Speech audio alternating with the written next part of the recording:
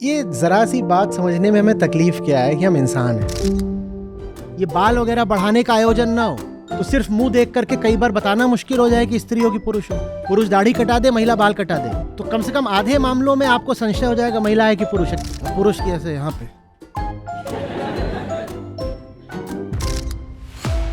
जबरदस्ती जहां अंतर है भी नहीं वहां अंतर खड़े कर रहे हो, और समानता 80-90% की है। महिला को हाइपर सेक्सुअलाइज कर दो, मेल को अल्फा मेल बना दो, फिर उन महिलाओं का क्या होगा जिन्होंने जीवन भर श्रम करके कोई मुकाम, कोई स्थान हासिल किया है अपने लिए। But naturally she is meant to stay indoors. भाई वो गुफा के दिनों की बात थी, आज भी गुफा में रहते हो क्या? But naturally she is meant to take care of the kids. मर रहे मर्द भी इस बेवकूफी में, पर औरत को आजादी नहीं देना चाहते।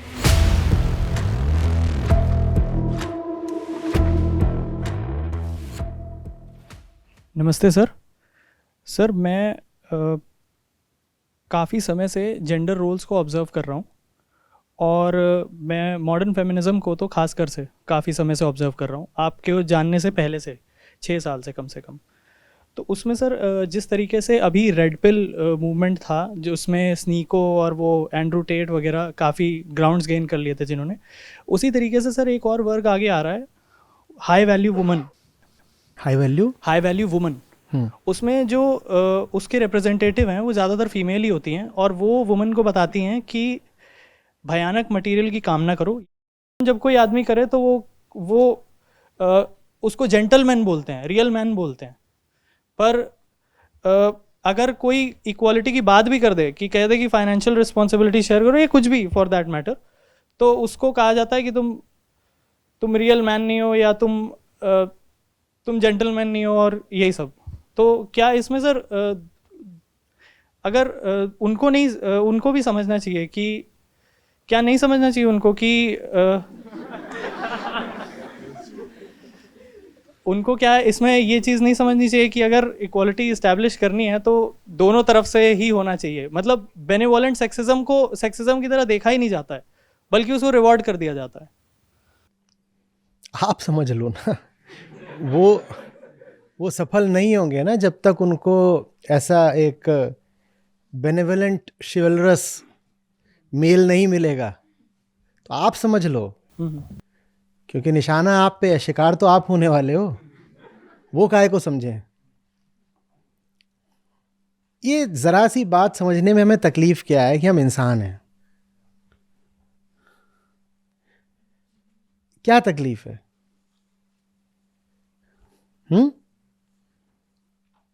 देह तो बहुत बाद का एक छोटा सा विभाजन है।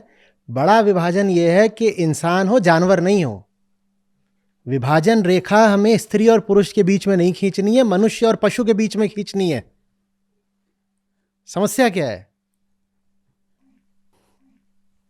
आपकी आइडेंटिटी ये नहीं है कि आप नॉन मेल हो, आपकी आइडेंटिटी ये है कि आप नॉन एनिमल हो।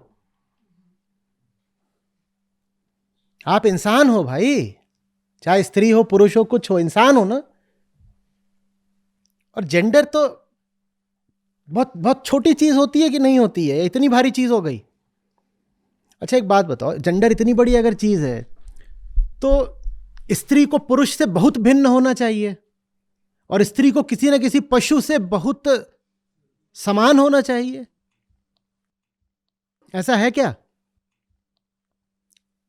कोई कितनी भी जबरदस्त स्त्री हो, जबरदस्त मतलब आइडेंटिटी उसने अपनी बना रखी हो वुमन की, तो भी उसकी समानता तो मैन से ही है, या कौवे से है, या मछली से है, कछुए से है, शेर से है, हाथी से है, किससे है बताओ? एक मनुष्य है जिसका लिंग क्या है?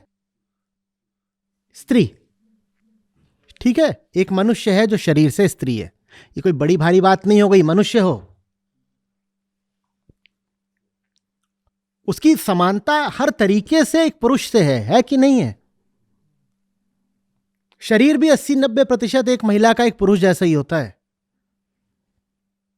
आप आंखों का दान करते हो कई बार मरते वक्त। कई लोगों ने प्लेज किया होगा कि मर जाएंगे तो आंखें दान करेंगे, नहीं करा तो कर दीजिए। तो ऐसा है कि स्त्री की आंख बस स्त्री की ही लगेगी, ऐसा होता है? किडनी, लिवर, हार्ट, इसमें क्या जेंडर देख के होता है ट्रांसप्लांट? बोलो। और खून, खून और दवाइयां और वैक्सीन्स, दांत, ये सब जेंडर देख के चलते हैं क्या? तो पहली बात तो चेतना, दोनों की ही चेतना मनुष्य की चेतना है, मुक्ति मांगती है। दोनों का आईक्यू लगभग एक जैसा होता है। दोनों जीवन में वास्तव में एक ही महान लक्ष्य के लिए पैदा हुए हैं। रही शरीर की बात, तो शरीर भी 80-90% भाई एक ही है।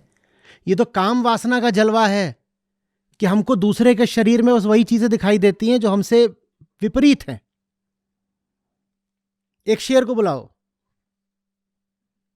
उसके सामने एक 80 किलो की महिला और 60 किलो का पुरुष हो, वो किसको चुनेगा?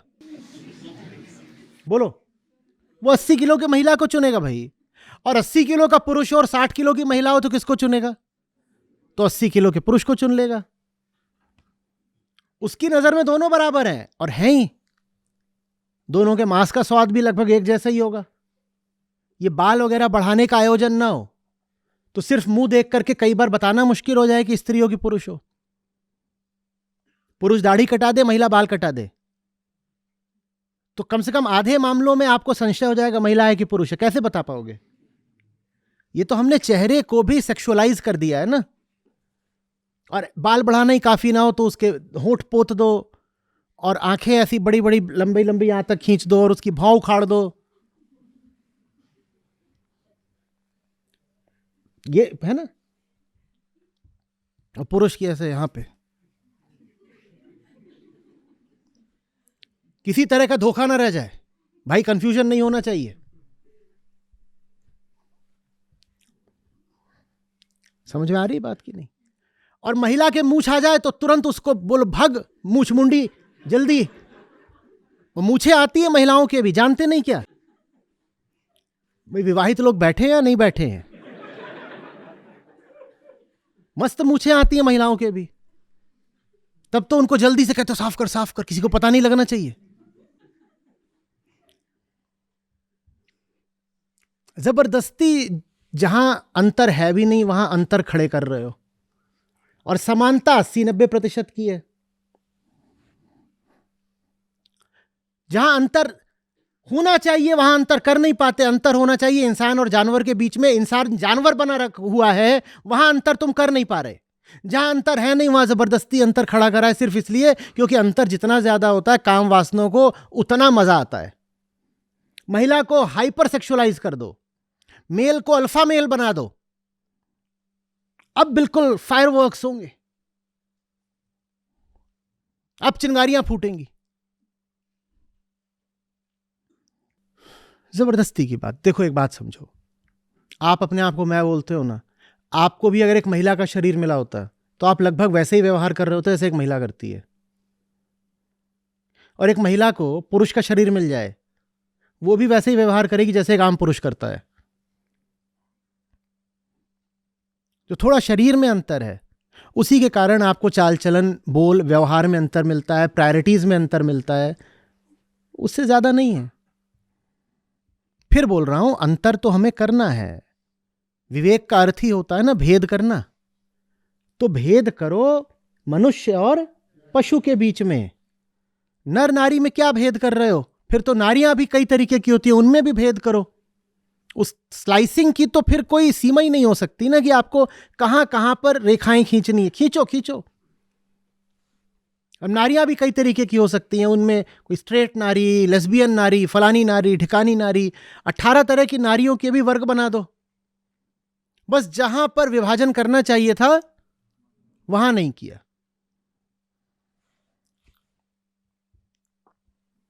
और ये जो पूरी बात बोली है,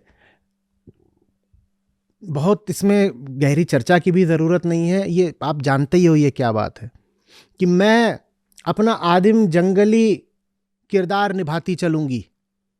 वो क्या है? मैं घर पे रहूंगी, प्रोवाइड फॉर मी, और मैं घर में रह के क्या करूंगी? मैं तुम्हारा बिस्तर गर्म करूंगी और बच्चे जनूंगी, और तुम बाहर जाओ, खतरे उठाओ, मेरे लिए तमाम तरह की सहूलियतें लेकर के आओ, और बदले में मैं तुम्हें क्या दूंगी? अपना जिस्म दूंगी। जाके कहीं पढ़िएगा, कहने वाले कहते हैं दुनिया का सबसे पुराना व्यवसाय है वेश्यावृत्ति, क्योंकि जब किसी के पास कुछ नहीं था देने को, तो भी आधे मनुष्यों के पास शरीर था देने को। जब किसी भी तरह का, इंडस्ट्रियल छोड़ दो, किसी भी तरह का कोई प्रोडक्शन शुरू नहीं हुआ था, एग्रीकल्चरल भी, तो भी एक चीज तो थी ही जिसका बार्टर हो सकता था, लेन देन हो सकता था। क्या? शरीर। क्यों इसमें पढ़ना है?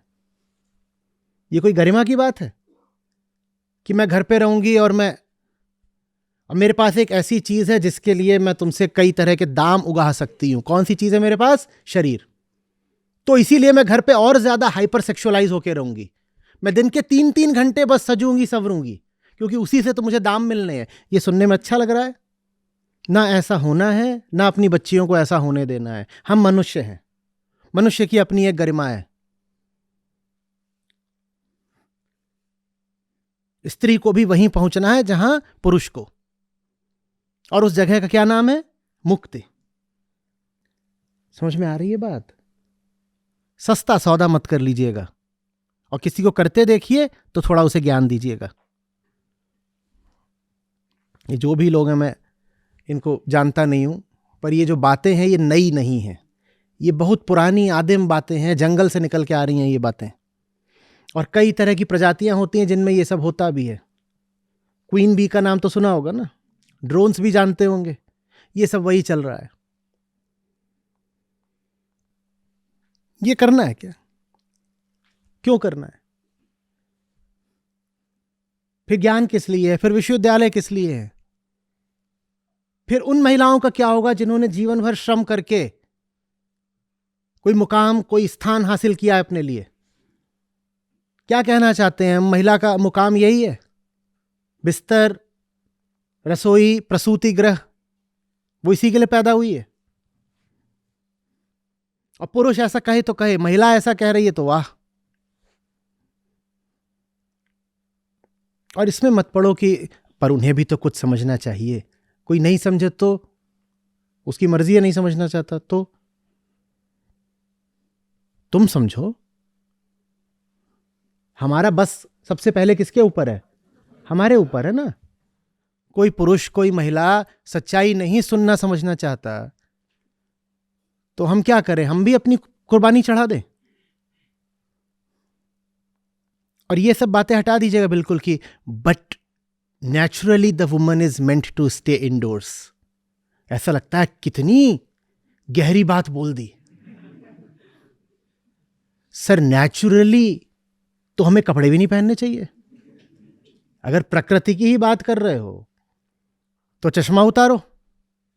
प्रकृति में कौन से आपने जानवर को चश्मा पहने देखा है? और ये सुबह सुबह ब्रश क्या करते हो? प्रकृति में कौन ब्रश करता है? और ये फ्लश क्या करते हो? जानवरों को देखो, वो जहां मल त्याग करते हैं वहीं खा भी लेते हैं। घोड़ों के अस्तबल में चले जाओ, भैंसों के तबेले में चले जाओ, वहीं गोबर कर रही होते, वहीं खा भी रहे होते। तो तुम क्या अलग से एक शौचालय बनाते हो, फिर वहां जाके फ्लश करते हो और साफ वाफ करके आते हो कि गंदगी दिखनी नहीं चाहिए? ये सब क्या है? प्राकृतिक बात क्या कर रहे हो? प्रकृति से आगे निकल चलो, प्रकृति के बंधनों से मुक्त हो सको। इसीलिए तो जंगल से बाहर आए थे ना हम। नहीं तो हम जंगल में ही रह रहे होते, गुफा में, पेड़ के ऊपर। अब जंगल से बाहर आ गए, लेकिन अपनी बदनीयती को जायज ठहराने के लिए कुतर्क देते हैं। किसका? जंगल का, प्रकृति का। But naturally she is meant to stay indoors. भाई वो गुफा के दिनों की बात थी। आज भी गुफा में रहते हो क्या? वो तब की बात थी जब सारा काम शारीरिक श्रम से चलता था, जब ऊर्जा का सबसे बड़ा स्रोत बाहुबल था, मस्कुलर स्ट्रेंथ। आज ऊर्जा मस्कुलर स्ट्रेंथ से आती है, सोलर एनर्जी से आती है, टाइडल एनर्जी से आती है, फॉसिल फ्यूल से आती है। जब सारी ऊर्जा हमारे हाथों से और हमारी जांघों से आती थी, उस समय महिला के लिए शायद उचित रहा होगा कि वो कम मेहनत वाले काम करे, मेंटेनेंस वाले काम करे, प्रोडक्शन वाले काम ना करे। क्योंकि प्रोडक्शन के कामों में ये लग रही थी और वो यहीं से आ सकती थी, this was the only source of energy. आज एनर्जी कहां से आती है? रसोई में खाना कैसे बनता है? एनर्जी लगती है ना उसमें, वो कहां से? सिलेंडर से आती है भाई। किसी मर्द की मांसपेशियों से थोड़ी आती है। कि ऐसा होता है कि रोटियां बेली जा रही हैं और नीचे कोई मर्द अपनी मस्कुलर स्ट्रेंथ दिखा रहा है, उससे एनर्जी पैदा हो रही है? गाड़ी कैसे चलती है? इंजन में 2-4 मर्द बैठा रखे हैं और गाड़ी इनकार करती है कि औरत चलाएगी तो नहीं चलूंगी, और कंप्यूटर इनकार करता है कि औरत कोडिंग करेगी तो कोड एग्जीक्यूट नहीं होगा। But naturally she is meant to take care of the kids. She is the care giver and he is the provider. कितनी विजडम की बात बोली। She is the care giver and he is the provider. आपने जिस समय की बात बोली, मैं चाहता हूं आप उसी समय में वापस चली जाएं। जल्दी से लाओ रे कोई टाइम मशीन और भेजो इनको आज से 2 लाख साल पहले किसी पेड़ के ऊपर सीधे टांगो, क्योंकि ये उसी समय की बात कर रहे हैं कि she is the care giver and he is the provider.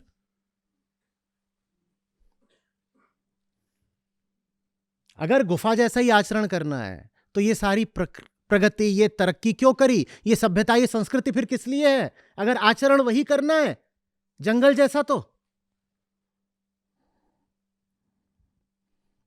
we should stick to our natural rules. Otherwise we are being anti-nature. और ये बात एक्सेंट के साथ बोल दो तो और लगता है कि कितनी विजडम की बोल दी।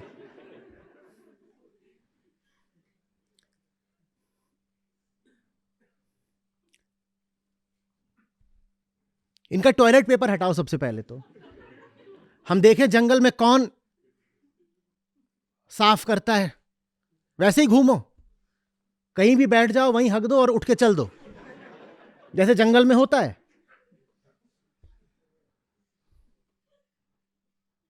नेचुरल रोल तो यही है भाई।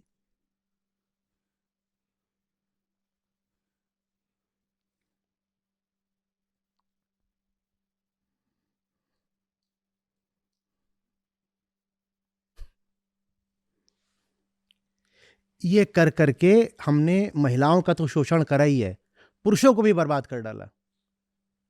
जबरदस्ती उसके कंधे पे दूनी तिगुनी जिम्मेदारी, वो खट रहा है दिन भर। क्यों? He is suppose to be the provider. क्या प्रोवाइडर? क्यों प्रोवाइड करे? वो तेरी ही उम्र की है, वो काम क्यों नहीं करती? नहीं, वो करती है काम। कहां करती? बिस्तर पे करती है। वो एक ही जगह काम करने के लिए उसको मैं लाया था ब्याह के, रसोई और बिस्तर, और कहीं नहीं काम करती वो। तो तुम ये कर लो, तुम उसको डाल लो बंधन में, तुम उसे कैद कर दो घर के अंदर, पर फिर तुम्हारी जिंदगी भी बर्बाद होगी।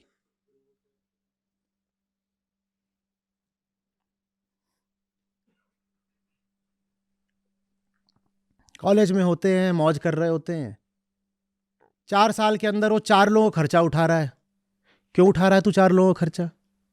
क्योंकि इन्हें अपना नेचुरल रोल अदा करना है। नेचुरल रोल भी 2 तरह का है। क्या पहले तो इन्हें प्रोवाइडर होना है, दूसरी बात इन्हें प्रोक्रिएटर भी होना है। तो इन्होंने जल्दी से 2 बच्चे भी पैदा कर दिए। अब प्रोक्रिएटर भी हो और प्रोवाइडर भी हो, तो अब 4 लोगों के लिए जाओ, खर्चा उठाओ। मर रहे हैं मर्द भी इस बेवकूफी में, पर औरत को आजादी नहीं देना चाहते।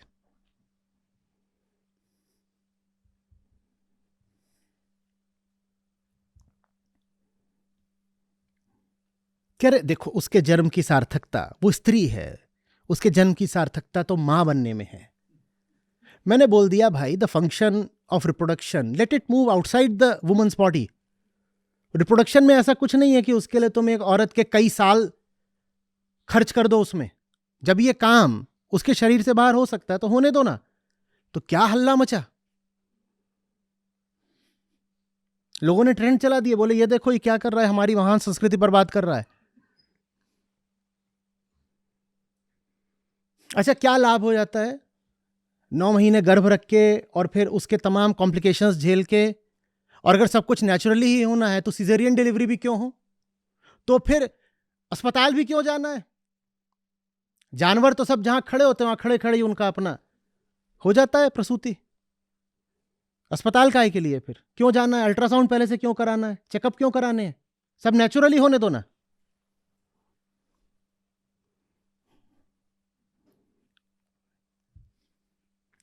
बच्चे प्यारे होते हैं, मुझे भी बच्चों से बड़ा लगाव है, लेकिन एक बच्चे के लिए एक मनुष्य के जीवन के स्वर्णिम वर्ष खराब हो, यह स्वीकार करने लायक बात नहीं है।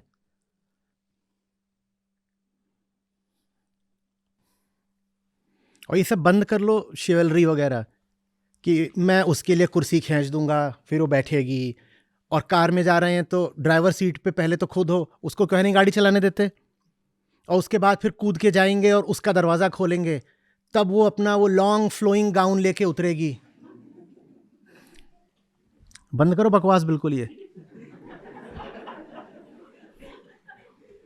शरीर थोड़ा अलग अलग है तो कपड़े थोड़े अलग अलग होंगे, पर थोड़े ही अलग अलग होने चाहिए।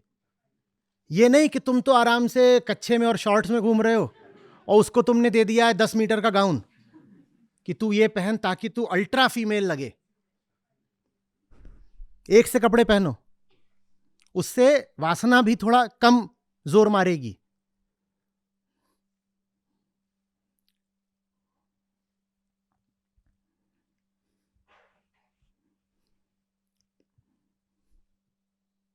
अब बिल मैं दूंगा, काय को दोगे?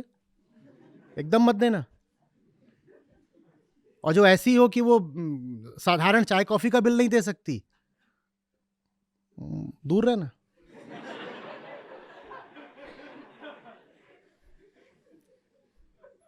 वो पहले ही दिन से जच जाता है मामला कि डेट का खर्चा किसने उठाया, सब वहीं दिख जाता है। कीप इट डच, तेरा तू मेरा मैं।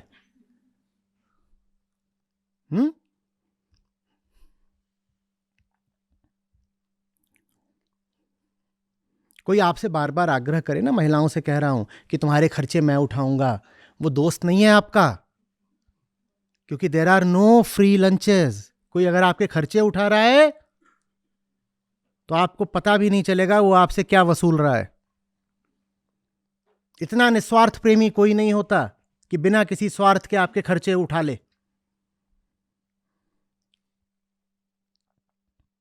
एक पागलपन है पेट्रियार्की, और जाने उसकी बराबरी का जाने उससे बड़ा पागलपन है ये आजकल का फेमिनिज्म। तय करना मुश्किल हो जाता है कि ज्यादा विक्षिप्त कौन है।